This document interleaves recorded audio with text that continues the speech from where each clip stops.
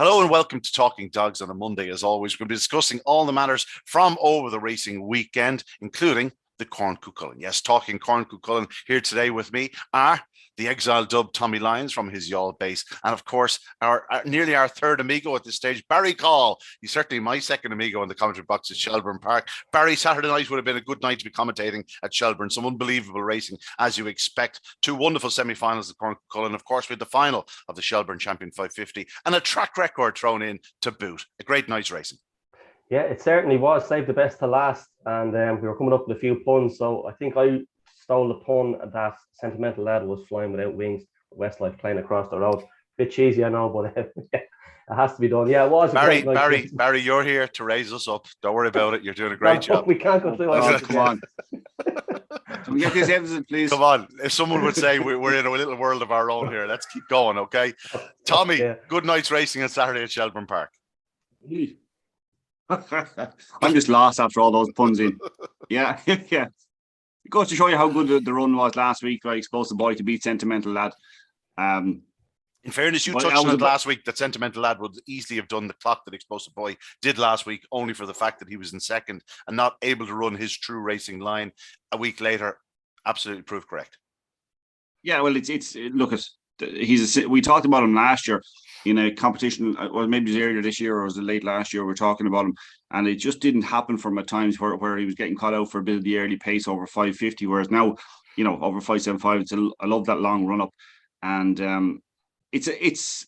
we've had a serious level of greyhound running over that trip for years, so we shouldn't take lightly how good a run that is to do 30:59. It's ridiculously good for Sentimental Lad, but that was only a part of what was so good about Saturday night's racing. I think from top to bottom, it wasn't quite as strong as last Saturday week. Yeah, I think that's fair to say. That's as much people just eyeing up the Derby Champion Stakes, don't want to have their dogs on the go for too long. Yeah. Plus, you had open racing last night in Kilkenny, and of course on Tuesday at Dundalk. So a lot of the top dogs are tied up.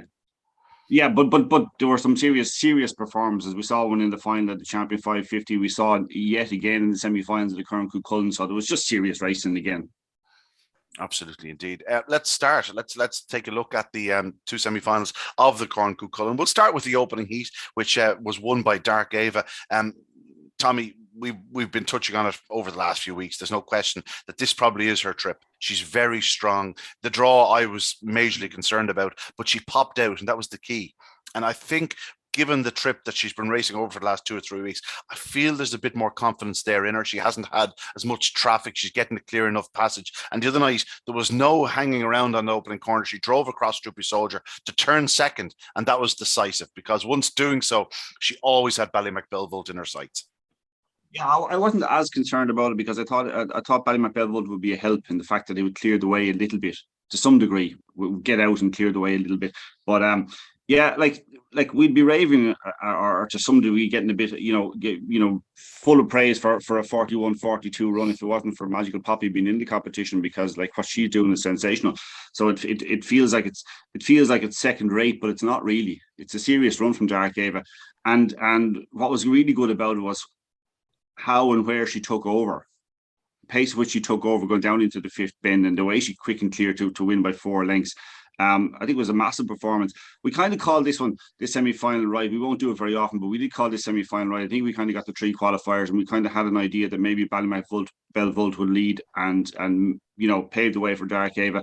Balnabola, Bolt had a great draw on the outside. Now, there was a point in the race where he didn't look like qualifying, but actually ran on again very strongly. And Droopy Soldier, I'm just not convinced over 750, to be honest. And I was actually surprised. And again, we talked about prices before in Shelbourne Park. I was quite surprised that he went off 7-4 second favourite. Yeah, funny. I'll admit I tipped up Droopy Soldier. I just thought in the race he might have a chance of getting loose. It didn't happen for him, as we said. Barry, 41-42, as Tommy said, only for Magical Poppy, we'd be raving about this run. It's not too often 41-42 is done. Yeah, she's a smashing, she's a smashing bitch over that trip. And I mentioned before in this podcast after the 4th round, she's really, really dangerous. When she has her trapping boots on, as we've seen before, she can go to the bend with the best of them over 5.25. And again, last week, she came out well. She's so strong over the trip. I thought she was a bit of value with a few quid in her there at the weekend.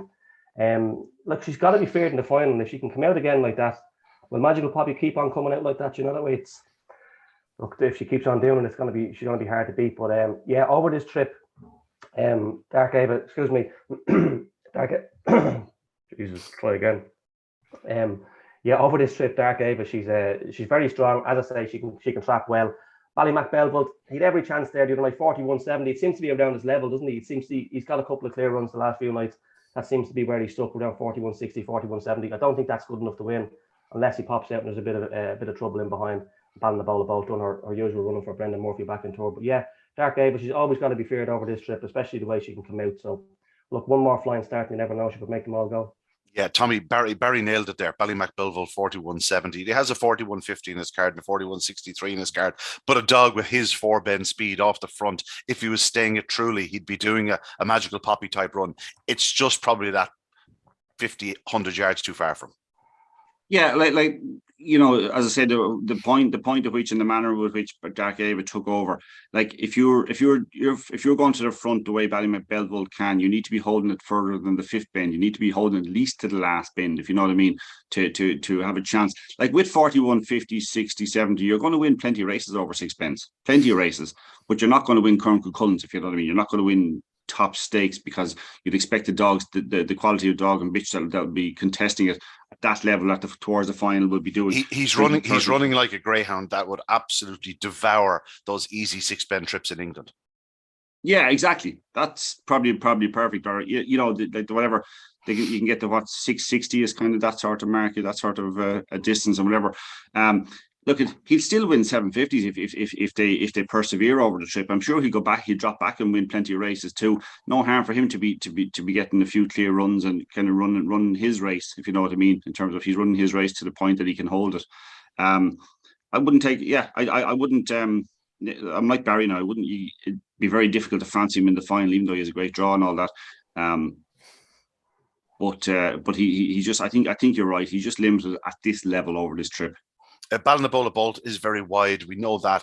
Seemed to lose his footing at one point. Was it around the 3rd, 4th bends? Just seemed to give away a lot of ground. I feared for a moment that maybe he's actually gone wrong, but he got going again. It was just one of those things, missed the beat or something. But he qualified in 3rd, plucky as well. We all predicted him to qualify last weekend, Tommy, because from the draw, you just knew he was going to run hard throughout, and he's duly there in the final for Brendan Murphy. Yeah, he ran. I suppose he was probably positioned. I can't.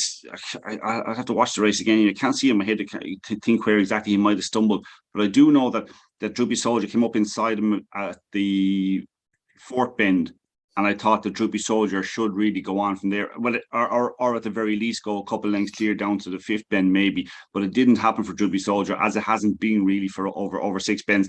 But Ballymacbelvold just sticks at it. As you said, a wide sort. It was just an ideal draw. It looked like he was going to get a solo. Look, at probably again a little bit like Ballymacbelvold, except for a different racing style. Probably limited, when it comes to competing at this top level over 6 bends. But a smart sort all the same. Yeah. When it comes down to it, gentlemen, of the 6 runners in this heat, if you were asked to pick one that will win more races over 750 yards, or has the scope to be proper 6-bend performer, it's always going to be Dark Ava. She's the one that has everything that's needed. Yeah, you're right. And as I say, that short run to the bend really does suit her. Ballymacbelvold, in fairness to him, you see it an awful lot over 4 bends. Dogs that don't really have huge stamina over 4 bends. Once they're headed at a 3rd bend, they can sort of wave the white flag. So I think if he led into the 5th bend, maybe again next week, clear on his own, he might improve that 20 spots that could see him thereabouts. It's easy enough for him to wave the white flag when Dark Ava went past at the 5th bend. So wouldn't totally discount him. He is well drawn, and apart from Magical Poppy, he is the likely leader. So you never know, with a bit of trouble in behind, he could go well. But yeah, going forward, if they were all the same age, if they were all, say, maybe 2.5, you would take Dark Ava to win the most over the trip. Yeah, no question about that. We'll move on to the second heat because Magical Poppy once again absolutely dominated. Tommy, sometimes you just sort of ignore the obvious, and I was getting phone calls during the week from people going, God, surely Generous Angel or Crafty Kokoro, they're big prices and whatnot. And they're saying, like, you did see Magical Poppy last week. Like, if she produced that run, there's nothing that can touch her in the competition. And Tommy, it looked like she actually came away faster this week than last week. It was unbelievable. She rocketed out of trap 5. She does a 13:44 sectional. She did a 13:47 last week. So by all accounts, it was almost an identical run, be it 6 spots slower at the finish, but 6 spots over 750 yards. And last week as well, just to highlight it, she did 192 in the first section, which I presume was the old third bend. She had 188 the other night, so she's 4 spots, half a length quicker even out of boxes. So that's where, that's not where she won the race, because she was going to win it anyway.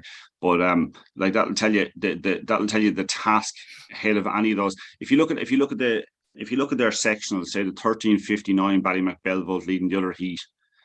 Magical Poppy 13:44. It's not huge. You can see the point that Barry is making, in the sense that there's just a small bit of a chance that maybe if Magical Poppy misses slightly, it could be an interesting race. But I just think that it's that 188, that 192 where Magical Poppy is doing it right out of the boxes, straight out of the boxes. And if you can do that every week, you can pick your position, race whatever line you like. It's yours to do. We said it would have been a huge task, to kind of repeat 41:02. I think 41:08 pretty much is repeating 41:02. Like it's a serious clock. Yes, she was a little bit quicker earlier and a little bit slower on the overall clock. But I wouldn't mind that. That can be down to any amount of minor factors, a small bit of wind involved. It could be track position, it could be any little thing at all. So as far as I'm concerned, she repeated it, and I don't see why. Like, she'll have to be very short in the final, because Crafty Kokoro is going to be coming out and moving in a little bit and the whole lot, and Dark Ave is going to be up there and moving in a bit, and Ballymacbelvolt will probably lead that formation, probably. And it really, if Magical Poppy breaks it anything like she did the other night or last week, she'll surely get around in front, won't she? That's the way I see it. Barry, how do you see it? Yeah, look, if she comes out and does those sort of 13:40, 13:50 sectionals, there's nothing going to come from behind her doing 41:10, 41:15, whatever she's going to do off the front.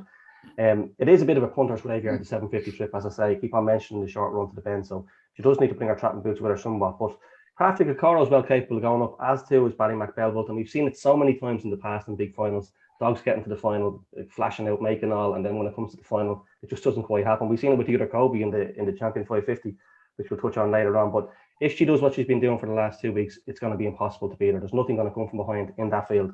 If she's clocking if she even doing 41:30 up front, and that's allowing for a couple of lengths lower. If she's doing 41:40 off the front, there's nothing going to come from behind her. So it's crucial in the first few yards. She gets a clear run, and she leads around that opening bend. It's very, very hard to see anything come from behind. I don't see how clear run is going to be a problem. Like, Crafty Kokoro is edging in, Dark Ave is edging in, Ballymacbelvolt's as tight a railer as there is.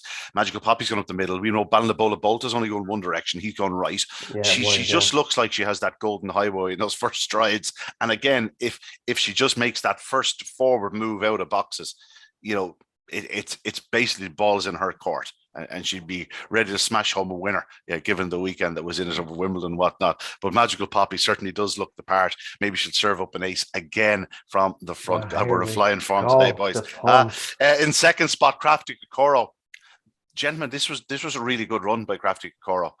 She's beaten 5. She's doing 41:43, her best run over the trip, and certainly to the eye, it looked like she was slower away than she had been the previous 2 weeks. She's definitely not second until the second bend, at which point Generous Angel sort of drifted off a little bit, and all of a sudden Crafty Kokoro found that gap and shot through. It was a big run by her, because Magical Poppy is certainly 5 lengths clear passing the stands, and she's only beaten 5 lengths. Big run by Crafty Kokoro.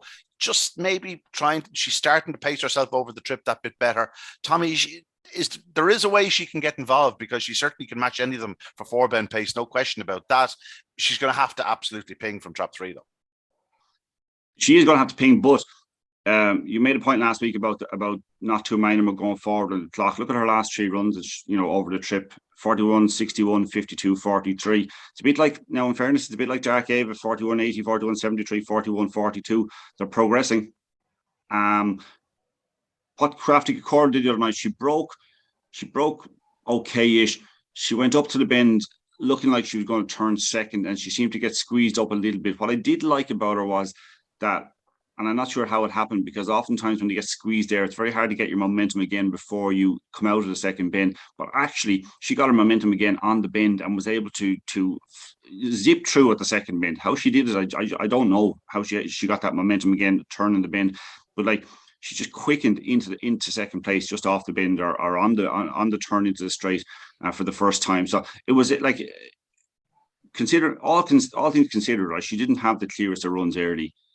And she still did 41.43, which is a career best. And we know she's got real class over 4 bends, real class. So she is dangerous. Like if she was in trap 1 next week now, you'd really be making quite a strong case to say, hey, look, we know Magical Poppy's going to be short, but let's try take her on to some degree. We haven't seen prices yet, and the odds are she'll be, probably third in, maybe disputing second in. But if she had been drawn trap 1, Tommy, she would have been by quite some margin second choice in the market. And as you say, quite a short price, in comparison to what she will be on Saturday night from trap 3. Yeah, but she will be a big price. But the issue is, if you look at the sections of herself and Dark Ava, they're similar: 1388, 1377, 1386 for her. You've got 1406. You've got 1398, 1380 for Dark Ava. It looks like Dark Ava is not going to do a whole lot in that early sectionals. So, but it still might be enough to hold up Crafty Kokoro early. It might be. I suspect Crafty Kokoro will turn either close behind Ballymacbelvolt in 3rd place next week, and I just don't know if that's going to put her in a good enough position. It's a huge ask, as you said, for Crafty Kokoro to clear Ballymacbelvolt early, and that is the key to her chance, if you ask me. Even though she has, as I say, and you have to stress it, because as Barry said about 750s, that can be a bit of a disaster for punters. But she has the class. So if we're talking here next week going, God, that was a smashing run by Crafty Kokoro, she was improving all the time and all that, we won't be that surprised.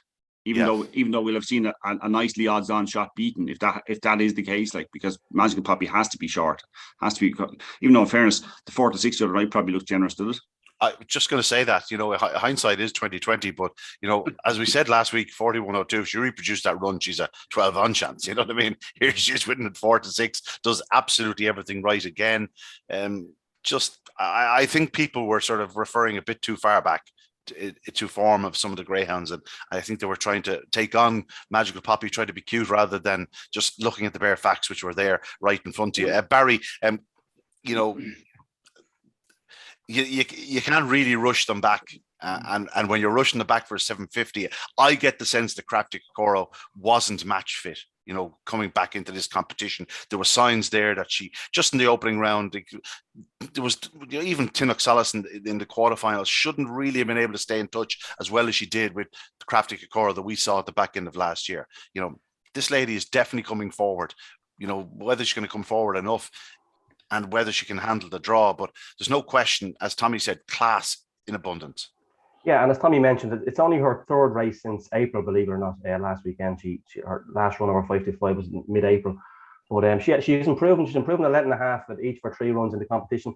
The only thing I fear is I think we're sort of pigeonholing her as a bitch that has a bit of early pace over the 750 trip, and her sections don't really reflect that. 1388, 1386 last week.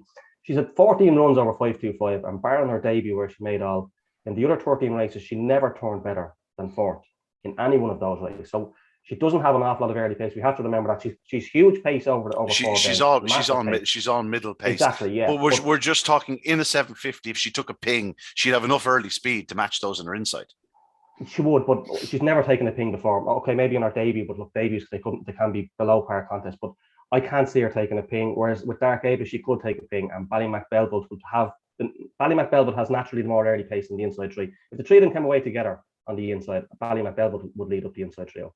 I'd have no doubt about that. So she's never taken a ping before. Although I do like the bitch, I actually backed her to win the Kirby, so I do have a soft spot for her. But she's never taken a ping, and I can't see it coming this week. Although she's drawn to maybe take a flyer from 3, I just don't think she can lead up Ballymacbelvolt and Dark Ava, and therein lies her chance for me. I can't see her coming from behind any of those. Yeah, Tinnock Solis was the 3rd qualifier and was 4th for much of the journey. Got up in the latter stages to pip Toolmaker Beach for 3rd spot. Running out of her skin, has been a model of consistency, is really proven over this trip, Tommy. Perhaps not the same class as 2 or 3 of the big guns, but if she clears Ballinabulla Bolt early, and that's an if, because Ballinabulla Bolt will stay wide and can go up reasonably well. But if she did, she's more than capable of getting involved, because which can't be said for a couple of them. This one will certainly stay to the line.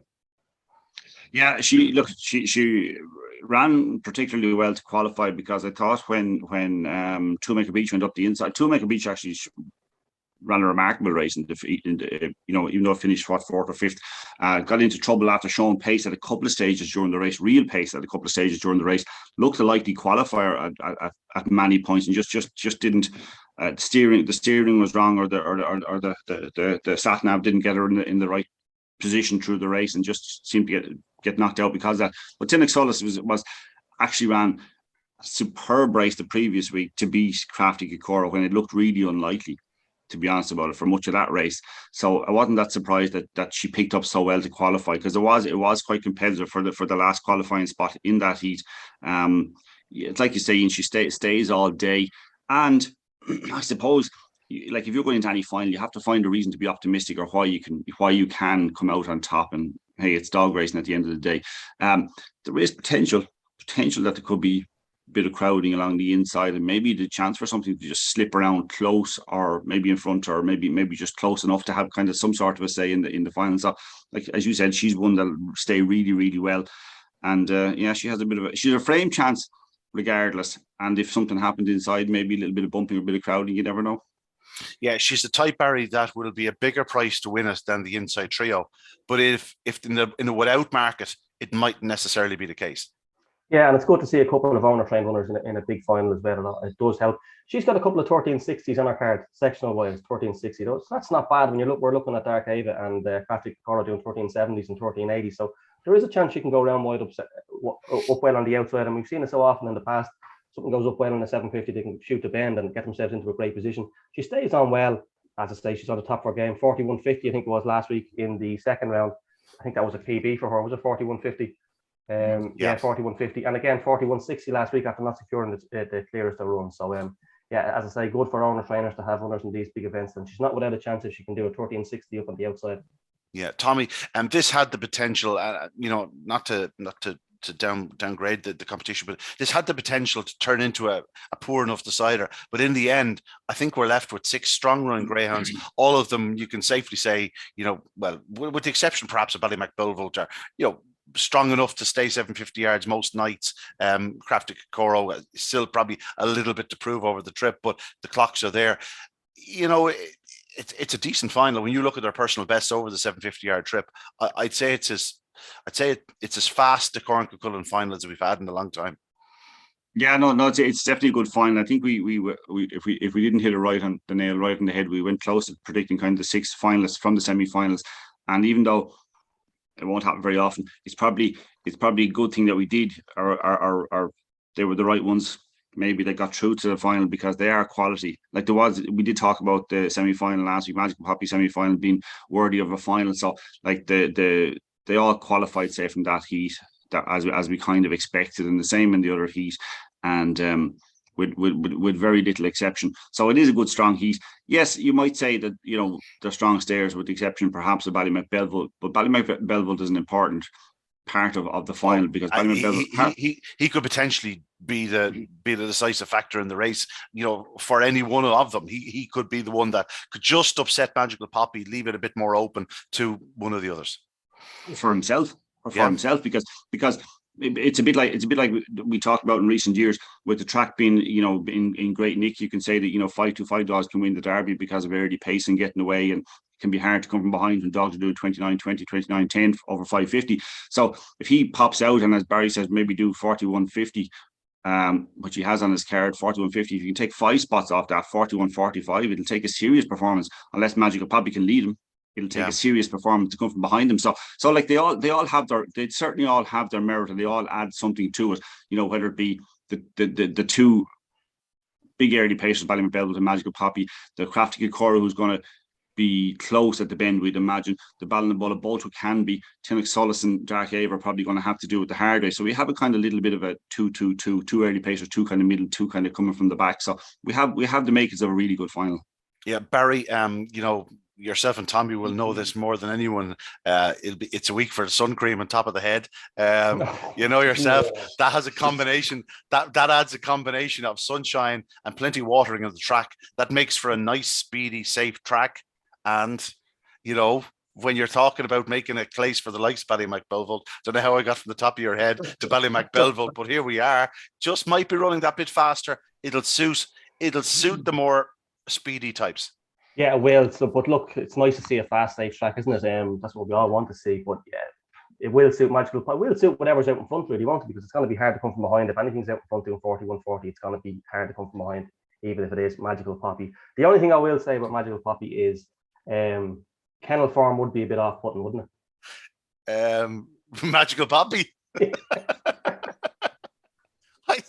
I'd say pat the dogs arrive home now every night and just high five the rest of the kennel that didn't make the track.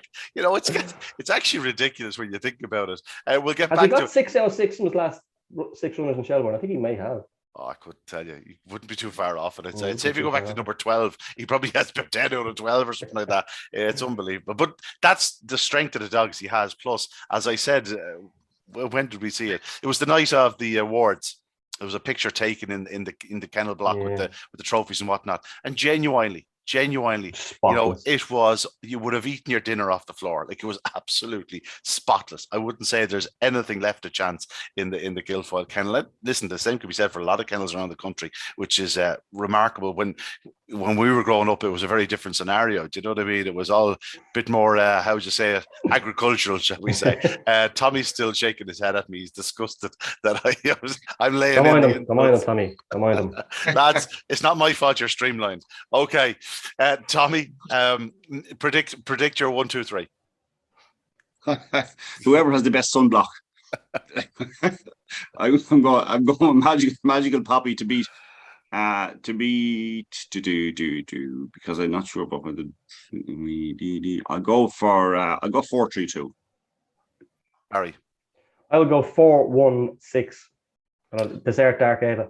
I'll go 4-3, and you know what? I'll go 4-3-6, because I think if 3 gets the clear run in second, it means that 1 and 2 haven't got the clear run, and maybe 6 Chinook-Sauce to pick up the pieces there. So 4, 3, and 6. But it's across the board. Magical Poppy is the one to beat. What sort of price do we think she'll be, Tommy, when they price it up? Similar to the other night, because I think they're. The reason I say that, and the 4 to 6, and people might say that might be very generous. I think when they price it up early, it'll be short. It'll be shorter. But by the time it comes to the SP on Saturday night, I've said it before, and this I have no allegiances involved in what I'm saying here, but I continue to be quite impressed by the fact that there's a good, strong opinion, and it's obviously based on opinion that they're willing to lay. So the 4 to 6, I know it's only hindsight because I wasn't there and I couldn't get it, but the 4 to 6 was a great price. If you fancy Magical Poppy to do something similar, if you knew she was in great form, if you saw her walking to trap, you say, geez, I have to take this 4 to 6, it's a great price. So they do put their head in the block and they do give you a chance. Yes, they might say, well, I'm happy to give you a chance at that price because I've done all the homework, I've looked at all the sections. But we can all do the same thing, and we can all come to a different conclusion by doing all the work. So if their work results in 4 to 6 the other night, which is a great price, and I think because Ballymacbelvold is coming forward a little bit, Dark Ava is certainly coming forward, Crafty Kokoro is certainly coming forward, you can make a case to say why Magical Poppy cannot be 2 to 5. Yeah. And I won't be surprised. Sorry, Ian. I won't be surprised if I see something close to that on the prices early in the week. But say I'll be amazed if by the end of the week we don't see 4 to 6 or so. Barry, I think she'll be about 2s on. I think she'll go off about 2s on. I think the inside trio will be pretty similar, maybe about 6 or 7 to 1, and then the outside duo will be double figures, 16s each. But I think 2s on, as we've just dissected the race, it's a good trap draw. 3 is going to go inside, 5 is going to go outside. She only needs to break level with them. She really does. Even half a length behind would nearly get her there, wouldn't it? Yeah. So I think 2s on. I think that's what she'll go off, and I think it's a fair enough price. I think when the likes of Bernard and Ted get involved on Saturday night, I don't think they'll want 2s on the board. I think they'll go a 4 to 7, and if they had to, they might go a touch of 4 to 6, but I'd say 4 to 7 is about where she'll end up. It's an intriguing final, but we do have a very hot favourite, and if Magical Poppy produces anything like her last 2 runs, should be very, very hard to beat, no question about it. Also on Saturday night, gentlemen, at Shelbourne Park, we have the Shelbourne Champion 550. It's a very well-named competition. It's produced some real stars in recent times, and the other evening, it didn't happen for the other Colby, for his new owners and Jennifer O'Donnell. someone suggested that there was something to charge the boxes, and maybe that was the reason why it was a slightly staggered start. Vincenzo took a flyer and two missed it. Once the other Colby missed the kick, Pablo Escobar and Hudo Brown sort of did a pincer movement. He was done from the start.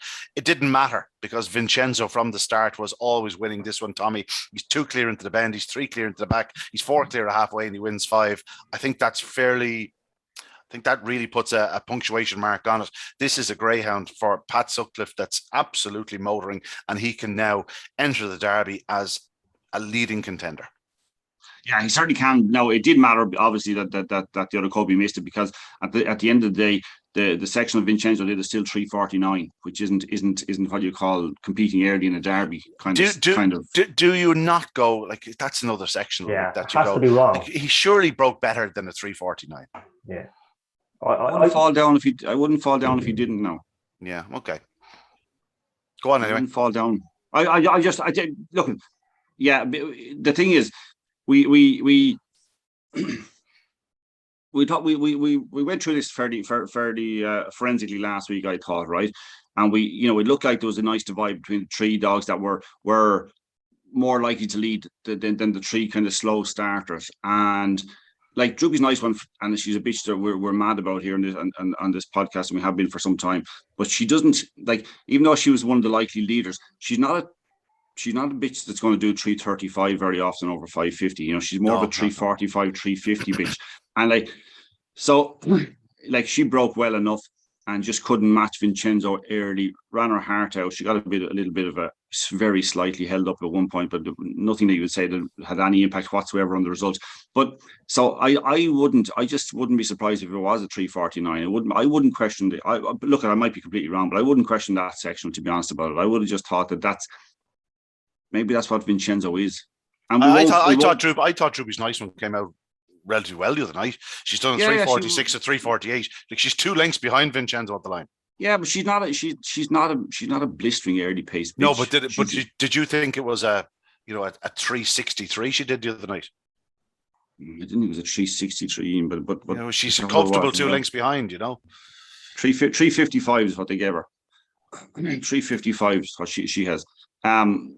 Yeah, I'm just honestly, I wouldn't be surprised that 3:49 was accurate, because it's still, at the same time, it's still better than he did the 2 previous weeks, I'm pretty sure. Let's have a look here. 3:51, 3:52, 3:49, yeah, and 3:63. Only marginally better though. Only marginally better. Oh yeah, only marginally better. But there was no early pace in the race, with the exception of the other Kobe. And the other Kobe, I thought I didn't notice. Not that it didn't happen. I didn't notice that there was charging and traffic, but I did think that the other Kobe stumbled almost inside in the box. Maybe he charged slightly or just did something, but it wasn't obvious from the video. But he certainly seemed to stumble coming out, and that was the end of his race. So it would have been interesting. It took a lot from not from the result, because Vincenzo's a seriously fast dog and a dog that can have an impact in the Derby. It didn't take from the result, but it took from the race a bit. Yeah. Because it was part of the dynamic of the race that was important, I thought. The one thing he did do, Barry, is when he got loose, he really made it count. This was a dog that was, he meant it the other night. It was pretty emphatic. Yeah, it was a huge performance, 29-27. It's a massive run. I actually backed the other Kobe in the race, and hindsight's a great thing, but only afterwards I was saying to myself, why did I do that? Like, Vincenzo, the worst he was ever going to turn was third. That's just the worst he was going to turn, and it's hard to see what the other Kobe done wrong at the start. As Tommy said, maybe he stumbled inside in the box. No, it's strange and all as it sounds, but it was very hard. He didn't actually stumble when he came out. I know he didn't get much room to operate with Pablo Escobar and Hudo Brown, as you say, the pincer movement straight away now. But it was hard to see where he went wrong. He certainly came out flat-footed, like you say, sort of nearly sort of took a little dip or something. And yeah, it was strange. But look, all credit to Vincenzo and Pat Guilfoyle. He's improved each round of the competition. The 3:49, a little bit of a question mark over that. Although maybe we're just so used to seeing Susie Sapphire come out in 3:35, so we're just getting used to it, Yeah, I suppose it's in contrast to the Droopy's Nice One and her sectional. Like if I'd said to you, oh yeah, Susie Sapphire led him 2 lengths the other night, you wouldn't be surprising. I suppose that brings it down to a 3:35. Vincenzo for Peter and Cheryl Sutcliffe. Tommy, I was delighted for Peter Sutcliffe and Cheryl because they were there on Saturday night. They've had Explosive Boy over the last 2 years. They haven't been able to get over their return to Ireland has been delayed and delayed and delayed. I was getting a few texts from Peter on the night, and I think he was absolutely savouring the occasion. I think this is a man that's going to enjoy his greyhound sport over here, and he's, by all accounts, bringing over some nice pups. He was saying from Australia, a couple of broods as well. So he's here to stay, and it was a tremendous winner for him. And again, more importantly, it was great to see himself and Cheryl on the parade area, actually collecting the trophy, getting their chance to give their dog a hug.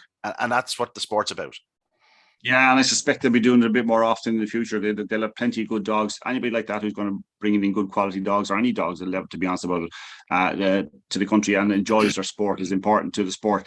And like, if you're not able to get there, what is the point? You really want to be there. That's the part of owning a greyhound. The beauty of owning a greyhound is being able to go and see it. There's no point in sitting in your house and watching it. And not being part of the atmosphere there, or for and even if it's a graded race in Youghal, which is about as much as I can hope for at the moment. You want to be down there. You want to see it. You want to be part of it. And we talked to Dylan last week, and he had a winner in Newbridge the previous Friday night. It's all part of the kick. And Friday just gone. And Friday just gone. I saw a presentation. Dylan happy, the lily white assassin, looking like a happy chappy, holding his greyhound on Friday night. And again, that's what it's all about. Yeah, and Barry knows it better than we do too. You know what I mean? I mean, I've couple of greyhounds in training, and I don't train them myself now or anything like that, but there's just a great kick. I'm sure if you're involved in the training part of it, there's an even greater kick. But if you're owning it, and you know what I mean, you mightn't get to see the dog from one end of the week to the next, but you want to go and see them racing, and you want to be involved to some degree in the atmosphere. It is great for them. As you said, they've had Explosive Boy, who might, for many people, might be a once in a lifetime greyhound, but they seem to have got another one now. It's no fluke, Barry. It's no fluke. You have definitely had a few good ones. We'll come back to that in a little while because we have something else to discuss. But Vincenzo, for Peter and Cheryl Sutcliffe, as Tommy said, Explosive Boy, a dog in a lifetime, and here he is, second dog in a lifetime. Yeah, no, look, fair play to them. They're obviously putting a few quid into the game. Like, these dogs aren't coming cheap, you know yourself. But yeah, when we were on Talking Dogs last year on the TV program, Explosive Boy was a star of that show, really, wasn't he? And there was nobody near the tracks. He was a star in Clonmel. He was a star in the early round of the Derby, the Kirby. He went well in too. So it's great for them now to be on track and to celebrate success like this. So more power to them. Obviously, as I say, they're putting a few quid into the game. So we all need owners like this as well in the game.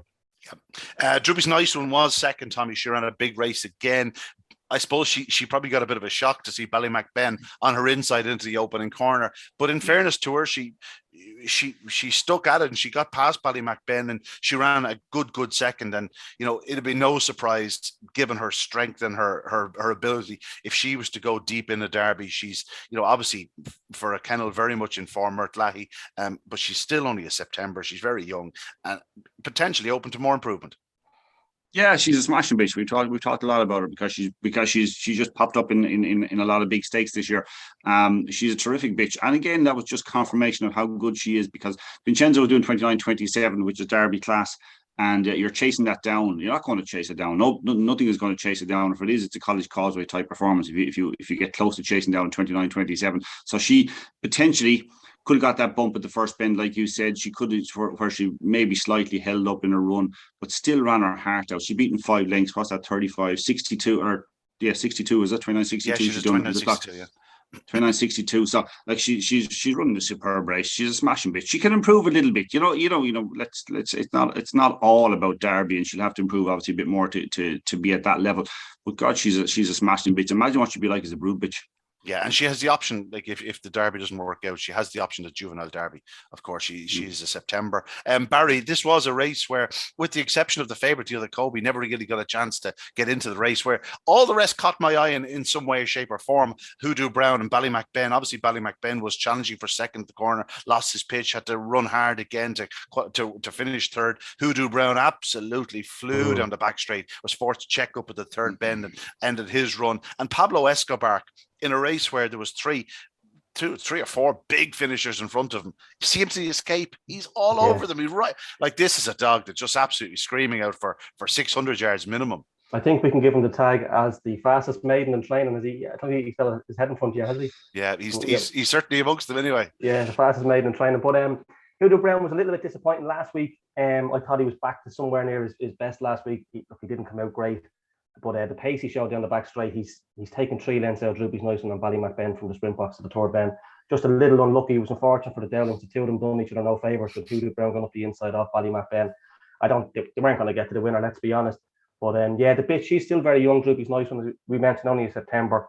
But the other Kobe, look, we know what he's about from previous rounds. Hoodoo Brown, Pablo Escobar, flying home, and Ballymacben was an improved performance. So I'm sure all 6 will go for the Derby. Maybe Droopy's Nice One. I don't know if season's going to be an issue for her. As you say, she might go for the Juvenile Derby. But the other 5, all coming out of race well, should definitely go for the Derby. Yeah, let's look at the other races on the card before we get to Sentimental Lad. Just want to mention Bucko's Budsit Tommy. He has a makeup where you'll say the 550 yards in Shelbourne probably a little bit of a struggle for him. But we've said that about other dogs, a certain Ewan Taylor and, the likes of Astana and dogs like this that given the few runs over the 550 and just things might change because he certainly has the early speed, even off what wasn't a flying start the other night. He did a 17:01 to the third bend, which is really Derby class. In any Derby, only 3 or 4 dogs go faster than the 17:01. Big run by him. I thought Ballymacfin showed all sorts of pace down to the third bend. He looks a very exciting one. And it just so happens he's a Droopy Sydney out of Ballymacpetsy. So Ballymacpetsy is a sister of Astana. There's certainly a bit of ability there. No question about it. I thought actually the third run very well in that race as well. Cricket score. But Bucko's Budsit is the dog that will be highest in the Derby betting. But Ballymacfin is another one worth a mention. It certainly is because he's only a November pup, and that was only his, 8th race and doing 29.61 on the clock. You'd imagine that he'd improve quite a bit from it. His sectional there, 3:48, was reasonably good relative to, say, the 2:20 previous week in the Coulivanny Hoffer race, and relatively good compared to what he'd done before. So you think he might just be stepping forward in that. Like I'd say Liam Dowling has probably 10 dogs that can do 29.40, 29.30 maybe when it comes to Derby time. Let's be honest about it. I wouldn't be surprised. I'd love, you'd love to say to what, and this might be a show for you, Ian, or an article for you, but to get to Liam Dowling and what are his top 3 for the Derby. And I know we could call them what we think now, but what he might have that's coming through. Pat Guilfoyle as well. Look at the strength of the depth of the greyhounds he has. Graham Holland has unbelievable dogs. Bucko's Budsit, we shouldn't overlook him. I shouldn't overlook him anyway. But saying he is terrific early pace. Like I said, look at if Finn is bearing down on him here, I still think he'll get stronger and be able to hold. Maybe stretching out to 550 might be a little tough. It's not to say that he couldn't win a Derby. He certainly won the early rounds, but whether he can do it for 5 or 6 weeks would be a different show altogether. But it's worth pointing out that he ran so well in the Lee Strand over 550 yards around Tralee. That's very much a speed test. We saw Bucko's Budsit winning the race of champions down there, but it just goes to highlight what Ballymacfin was doing down in Tralee. The Tulloch Suriname dog for Pat Buckley, who's now 7 from 7, was doing 3, 4 lengths, 5 lengths faster. So he's clearly a very exciting prospect too. It's coming to a head. We've got a lot of fast greyhounds, gentlemen. A lot's going to appear over the next 2 or 3 weeks as well, coming up to Shelbourne Park for the first time. Pat Buckley is about 6 or 8. You're going to go he's just going to arrive up, and there's going to be trumpets arrive as he arrives with his team of dogs because he's got some incredible strength. He's got 3 from 1 litter by all accounts. It seems he's got 2, Tulloch Suriname and Tulloch Raven, who broke the clock in his debut last week. And the rumor is that the best one is yet to run at Shelbourne Park in the resets unraced stake. We'll see. But clearly very exciting. We'll move on to the final race in the card. I know of a man who backed Sentimental Lad at 66-1 to win the Derby. There may be nights where he'll be found a little bit shy into the opening corner, but I'll tell you something, he has an engine. I think he first came to prominence, Tom, you were talking about him earlier on. I think it was in the Ledger. That I actually tipped him up at a big price, thinking I had seen a couple of runs from Shelbourne, just didn't happen for him, and I think he was feeling a little bit something. He was checking on corners and stuff. Since then, Tommy, this year he's been just an unbelievable galloping machine. He's 32.14 for 600 yards. He now has the clock for 575 yards. The other night, it didn't matter what trip he was over, he was going to beat whatever was in against him because he just took a flyer, did things right into the opening corner. He's an exceptionally fast and exceptionally strong greyhound. I was going to compare him to a dog, and then I just lost its name for a second. The dog that came out of Galway, who was a brother to Paradise Mal Brandy. Mal Brandy.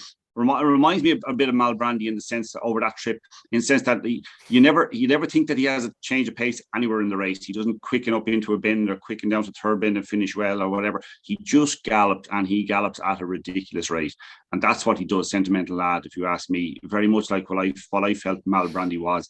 Pure out and out galloper, and by God, if he got on the lure first, you weren't going to catch him. Like, there was no chance of that happening. He actually held the clock for the sprint at Galway as well. Believe it or not, Mal Brandy. That's right. I remember to show his power and strength and pace and whatnot. Yeah, likely he did that probably in a lower grade. It would not trying to be smart about it. I don't know no, but I remember Mal Brandy being exceptionally fast. I remember backing him at a big price in I think Paradise Madison might have been in the race actually over 5.75, which would be unusual. But anyway, but he was just an exceptionally fast galloper, and he just Sentimental Lad reminds me of him. He's an impressive dog to look at, impressive stride, and I say he just gallops at a ferocious pace and can just keep going. It was like we said in last week.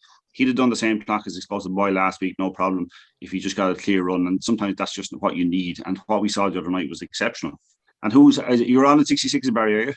Is it you or is it somebody else? Is it somebody else? No, it was actually someone said it to me last night in Kilkenny, and I'm not sure who. But there's certainly worse bets in the Derby. Barry, anytime a clock is done in Shelbourne Park, you can be absolutely certain the dog is special. And I think it's safe to say the Sentimental Lad is a bit special. Oh, without a doubt, like 30.59. You know, you never thought it was going to be done 30.59. Like, that qualifies his race over 5.35. You know, that's how good it is. Like, and it's another 50 yards to go. When you look, you and me are old enough to remember when a dog broke 32 around Shelbourne. They were really flying. You know, here we are, 30.59. I know, yeah, and that's really, it's not even that long ago when you had an old dog winning in breaking 32 seconds. You'd be delighted, you know, when an old stake in 31.70, be going, geez, it's a right dog. You know, the way this fella's gone 1.2 seconds quicker, like 20 lengths nearly, you know. When you look at infield Dinger in second, doing 31.20, and he's at 9 lengths. You know what I mean? It's just incredible. Like, but yeah, he's a serious dog, and if he can keep coming away like that, a huge thing now going into this Derby is the trap draw. And he's going to be drawn in 6. If you're a wide running dog, and obviously a wide seated dog, 99% of the time you're going to get 6. And the way the draw is, you could get a Dura Kobe and trap 4 in one of them rounds, and you know he's going to cause all sorts of problems for the inside dog. So I think if you're looking for an anti-post bet for the Derby, you need to pick something that's out wide just to guarantee yourself a bit of a chance. But yeah, huge run, 30.59. Congratulations to all involved. It was last week's run was massive in behind Explosive Boy. So if you're to go by form, we have the winner of the international coming up as well, don't we? I spoke to Michael Heaney actually prior to racing on Saturday night at Shelbourne Park, and just said the dog's in great form, and I just got the impression he's no intention to give him a rest. He said, you know, sometimes a rest can ruin dogs in their flying. Just keep him at it. He's the type of dog, it doesn't take an awful lot out of him. He loves his racing. And I saw the same Michael skipping off the track on Saturday night. He was absolutely proud as punch, and you know, fair play to him. It's a special thing, breaking a track record. Gentlemen, there was plenty more over the weekend we need to touch upon, but we will take a quick look at Tuesday night's action at Dundalk. And the man I'm going to speak to first is Barry Caul, because you had a runner in the international, as we found out in recent times. It's a few years ago now, Barry, but a special night for the kennel. Many moons ago, yeah. My uncle had bestseller. How you used to get into that event years ago, it was obviously supposed to be the 3 best again in Ireland against the 3 best in England, but they had, at the time, there was a spell there where they had the 2 best in Ireland and the winner of the Dundalk Trophy, which is the Dundalk Trophy down there, so that you got an automatic entry into it. So he won that year in '96. But no luck in the final. I think Patsy Bourne won it with Dynamic Fair. I think it was. Patsy won it 3 out of 4 years at one point. That's right. Yeah, but I think it was Dynamic Fair or Dynamic Boot, one of those dogs. A fawn dog, if I remember. But yeah, it was a great occasion. But no luck in the final. But at that stage, all the English used to come over for it, you know, but it's lost a bit of its international flavour. I know we haven't done it for the last couple of years, but we have a couple of international owners anyway this week, don't we? Spanish, Australians, so that gives a bit of an international feel to it. Spanish and Australians, just like that. You just pull them out of the air, Barry. You do know the Australian in question. You've been watching Wimbledon. I think the Australian in question is actually from Clondalkin, I think, or I could be wrong now, but I know, talking to Peter Sutcliffe on the Zoom over the couple of years when we had Derby chats and whatnot, it was definitely a Dublin accent coming through with the Australian twang. So I don't know if he'll appreciate being called an Aussie. Yeah, but we It sounds better. It sounds better. Javier is there with Gaston Picas and Gilbert Anderson, very much an English owner. But the remainder, John Kennedy, Liam Dowling, and Marissa Malloy, well, they're certainly dyed-in-the-wool Irish people. Tommy, it's a cracking lineup. Actually, Liam is a foreign country, and they in Kerry a country of itself. The kingdom. It is now. Yerraland. Oh yeah, excommunicated after beating the Dubs.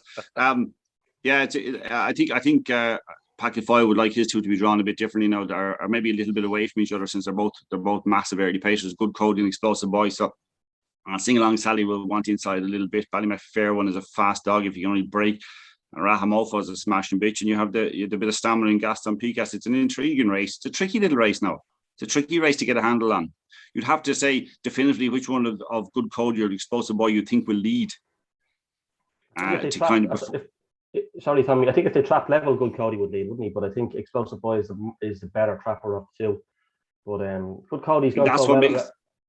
Go on, sorry. Sorry, that's what makes it, Barry. That's what makes it so difficult, isn't it? Because if Explosive Boy out traps him, Good Cody shows the pace into the bend, you're going, oh, close your eyes for a minute. Yeah, it's true. He runs the place so well, though, Good Cody, doesn't he? It's a cracking contest. 20 bars, gentlemen. There's nothing to be sniffed at. I just can't see why there wasn't more international interest. Get your dog over. You never know what might happen. Mickey's Barrett was due to run, of course. After his trial, traveling back, he was just found to be slightly off color, a little bit tired himself, and you can understand why they didn't come back and run him. But if I had probably one of the 2 or 3 top dogs in the UK, I'd be knocking their door down. I'd be knocking their door down, trying to get a chance to win €20,000. Like 5th prize, 6th prize, 7th prize, or 4th, 5th, and 6th, all get $2.5 grand. You happen to make the frame $6 grand for 2nd, $3.5 grand for 3rd. I'll cover a lot of travelling expenses, gentlemen. Great race to look forward to. It's a good card on Tuesday night at Dundalk. If you can make your way up there, well worth the trip. And it finishes off with an open 670, which is one of the great trips in the country. Barry Caul, you're familiar with Dundalk, of course. You're up that direction yourself in North County Dublin, which to us is like a different world.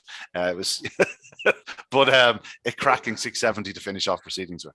Yeah, it's a good trip. It's a great trip up there, to be honest with you. We're talking about Bocco's Budza running so well, and we've seen how well Cricket Score came home behind him the other night. He rattled home. It looks like the 670 is going to suit him down to the ground. I thought Canada Goose ran well in the Corn Cuchulainn for Martin Danny. I know she got knocked out in the 4th round. She was quite unlucky. It was the race that Toolmaker Beach won, and I think it was only 2 lengths covered the first 5 home. I think the plan that night was for her to get loose and do some good running up front, but she ran well that night when not really getting to the front. But going on recent form, Cricket Score, that was a huge run on Saturday night. So if he takes his chance on Tuesday, I don't see why he wouldn't. He'd take the beat on that. But Clippy Soldier's a bit too far out, but it's a great trip, a great fair trip, 670 over four bends. Before we leave Dundalk, I want to just mention one thing. Congratulations to Dundalk management. They were absolutely determined. Liam Kennedy got on to me 4 or 5 times. Just report this. They were looking for runners for a 900. We have an open 900, a true marathon. It's great to see. I'd love to see more of them on these big nights. Just throw a one-off marathon, and the more you run, the more people will go, I will take a chance. It's €1,000 for one run on Tuesday night. Great money. And, obviously the likes of Roxham Christoph would be very interesting to see how he handles it. Mightn't have everything his own way now. A couple of very strong runners there also. But no, great to see a 900 on the card. Other top races during the week. Of course, we had the Tipperary Cup started on Saturday night at Thurles. There was good racing down at Cork. Tommy, the Shelley Fenley got underway. Brilliant run by I would say evergreen Ballymac Art, but she's still only a 19 welt, be it a January 19 welt, but running as well as ever. 28.09, massive run by a very talented lady. We've gone on about her quite a bit, and she is a terrific. She feels like she's been around forever, but she hasn't. She's just so reliable. And the bitch in the race to the Bacchus Crystal we've been talking about, or Bacchus Crystal, we had actually Scooby Duchess was impressive as well the other night. Ballymac Snazzy showing massive early pace. It's a good quality competition. Really good. And in fairness, it's backing up on the unraced, which was a very good stake in Curraheen there last week, finished up last weekend as well. So it's nice to see a bit of quality at the track now, and it's going to be, of course, leading up towards the Laurel. It's a couple of months away yet, whatever, but it's leading up towards it. So it's nice to see.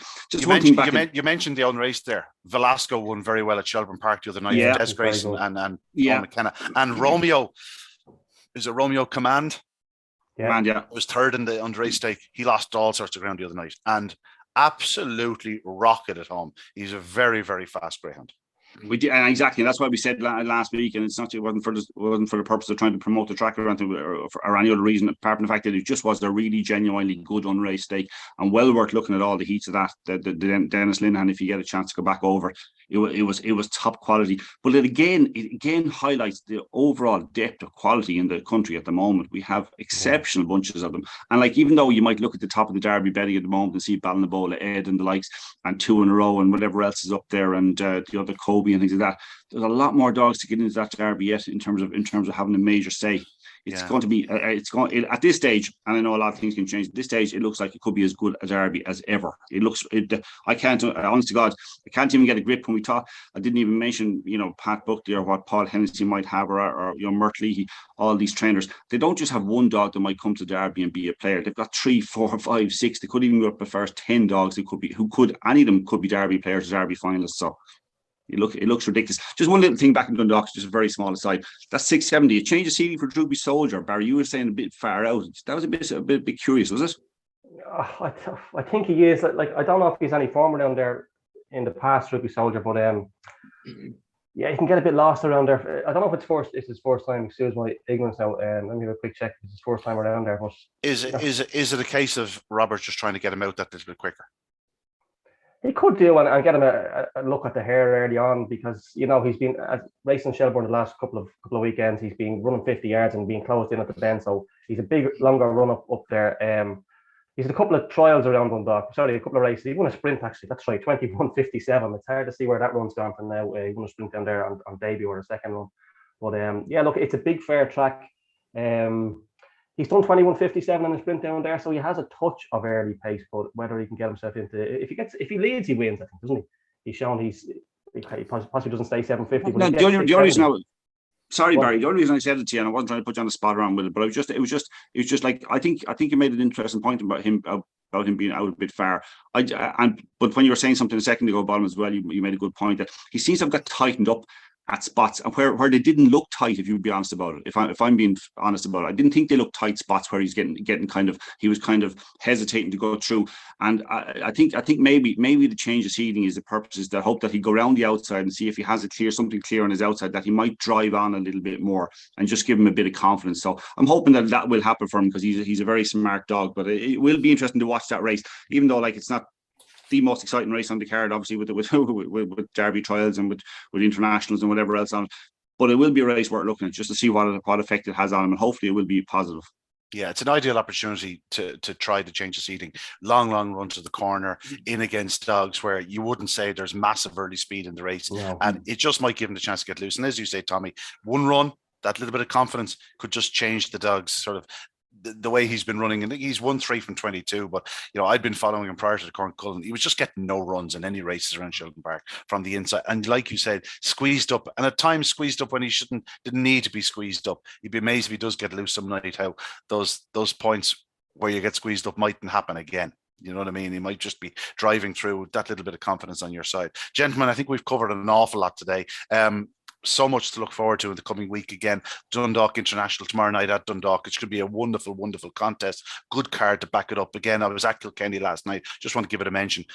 Unbelievable weather, unbelievable crowd, just a real buzz about the place. I went up for one drink after racing, say hello to a couple of people. There was a sing-song at the bar. There was a real sort of spirit of togetherness about it. This is our night down here in Kilkenny, and they really, really did a great job. Some wonderful displays. A big run by a dog called Druby's Artisan, who had form in the UK for Johnny Linehan, a big run. Mert Leahy had a treble. There was fine runs throughout the card. Amazed how many dogs were owned by syndicates. It really is the way forward, gentlemen. Gives you that chance to get your hands on a really decent dog for decent enough money, for small enough outlay. Flaming Moneybags is the ideal greyhound to pinpoint. He won again for the 2-leash for Kilkenny syndicate. Those lads had a great time. They were up in the bar having an old sing-song, filling the cup, I believe. And just if you are interested in getting involved in the dog, find yourself a group of mates and there's no reason why you can't have a little bit of luck in the future. Barry Caul, I'm sure, is more than willing to train your dog for you. Anyway, that's it from us for this Monday. The very best of luck to everybody contesting all the major finals. Of course, the Corn Cuchulainn next Saturday night at Shelbourne Park. But that's it from me. Thank you to Barry Caul, to Tommy Lyons. Gentlemen, enjoy the week. Cheers, Ian. All the best. That's it from us. Good night and God bless.